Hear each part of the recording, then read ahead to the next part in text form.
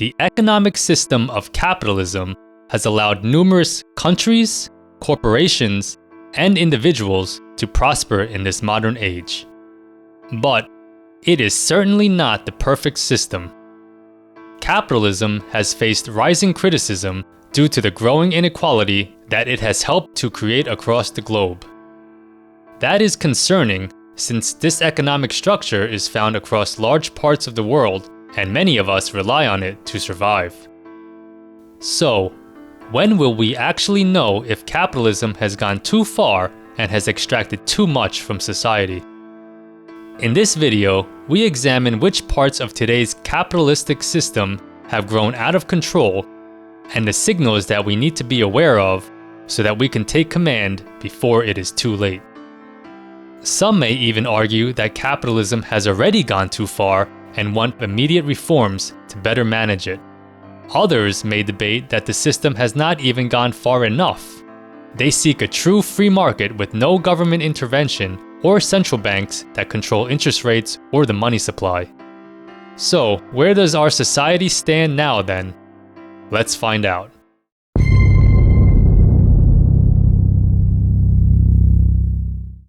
To get an understanding of the challenges that we face as a result of capitalism, we first have to agree on a general definition of the system. In basic terms, capitalism is an ideology that is based on individual and economic freedom.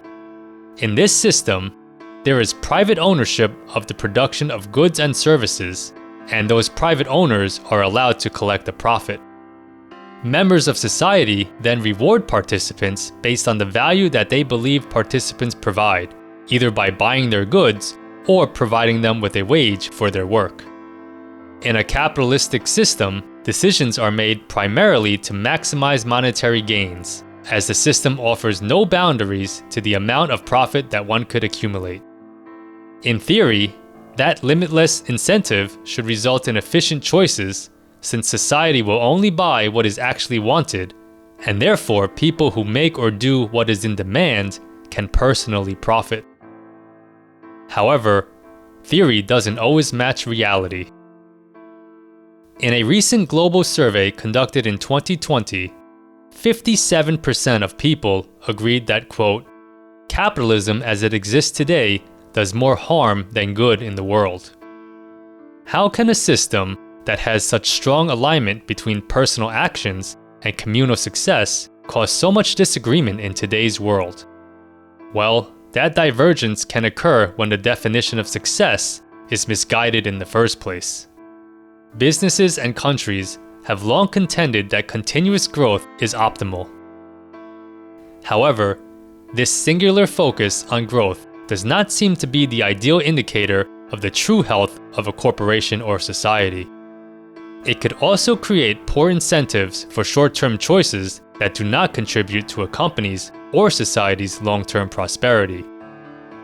That also brings up the question of why we continue to focus on continuous growth in the first place.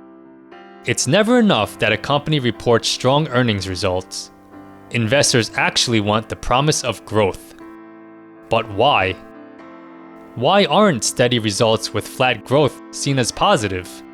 Of course, companies should keep up with inflation and the growth rate of the population, but those are just a few percentage points compared to the excessive growth rates that Wall Street expects from major corporations. The same thing is true when we measure the success of countries. For the last 100 years, gross domestic product, or GDP, has been the #1 measure of the health of a country. It accounts for the total economic value of all the goods and services that are made and sold by people in a country. But if you only track a country's GDP, you never get a true sense of the quality of life of its citizens. GDP does not account for indicators like education levels or overall happiness. If we don't recognize those metrics as part of our success, then capitalism will only help to serve the financial part of the equation and ignore everything else. Therefore, it is up to us to better define what success is, and then use an economic system like capitalism to help achieve it. That brings us to the real problem with this system. Capitalism, just like a corporation, is just a framework and is not a living thing that could decide anything. So, who makes the choices then? Humans do, and therein lies the problem. Corporations don't make choices, they just want to profit. But its management team decides how it extracts those profits, and there are no limits on how unethical they can be to secure those gains. Outside of the official laws and regulations, capitalism gives no guidelines on how to profit. Therefore, it is unscrupulous humans that are the ones who can create a toxic work culture with low wages and benefits, or create environmental pollution that they ultimately don't get held accountable for. So, when we ask, when will we know if capitalism has gone too far? What we should really be debating is the selfishness of man and what we can do policy-wise to allow everyone to still live a happy life. Let's dive into the 3 signals to be aware of if capitalism, or man who operates out of the framework of capitalism, has gone too far. The first issue is how money is used. Capitalism has made many people extremely wealthy. However, those that now have the money and power will likely not support laws and taxes that hurt their own finances. In fact, they are even likely to use their wealth to complain about these regulations by lobbying government officials. But is that fair? Capitalism goes too far if we allow money to be able to buy political influence and if we equate profit to privilege. Again, the issue is not the capitalistic system that helped create the wealth, but rather how man is allowed to use that wealth to create an unfair advantage. Another way that we will know if a capitalistic economy has gone too far is if every aspect of society becomes available for sale. That includes the monetization of everything in every corner of our lives, such as excessive advertisements and extra fees for every action. That also includes the proliferation of subscription services. Under capitalism, people are promised ownership rights for things they buy with their money and do not want a lifelong rental. Meanwhile, not everything needs to be run for profit or privatized, even in a capitalistic system. There is value in having government support programs that benefit the greater good, such as healthcare, utilities, and transportation. And the expectation does not have to be that these programs make money. They are public services that make us all better off. If we lose sight of these ideals, then we might have gone a bit too far with private ownership and free market capitalism. The third way that we can understand if capitalism is no longer working is if the whole system that it creates cannot be sustained for the long run. Capitalism, along with any economic system, is only successful if it can live on and actually be used generation after generation. It relies on available capital to be able to work. That capital includes money, finished goods, and property.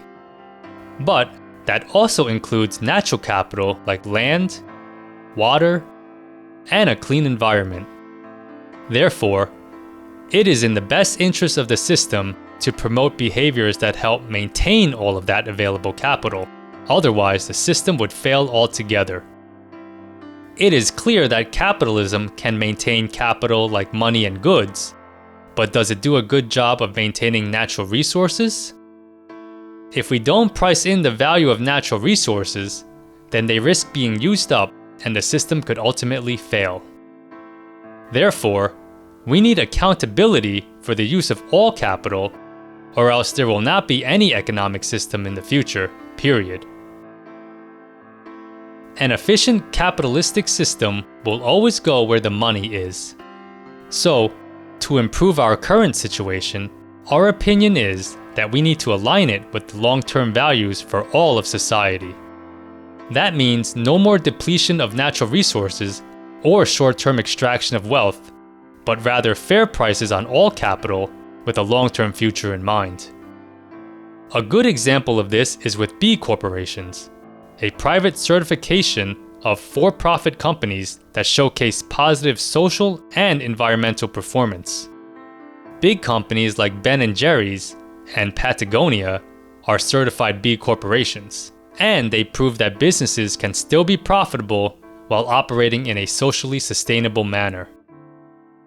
In the end, capitalism only works when there are willing buyers. Thus, it is us consumers that have all the power, as we can vote on what we like with our wallets. Ultimately, we need to collectively choose options that are good for all of us for the long term. If you enjoyed this video, please give it a like and subscribe to our channel for more insights. We would really appreciate your support. As always, thanks for watching.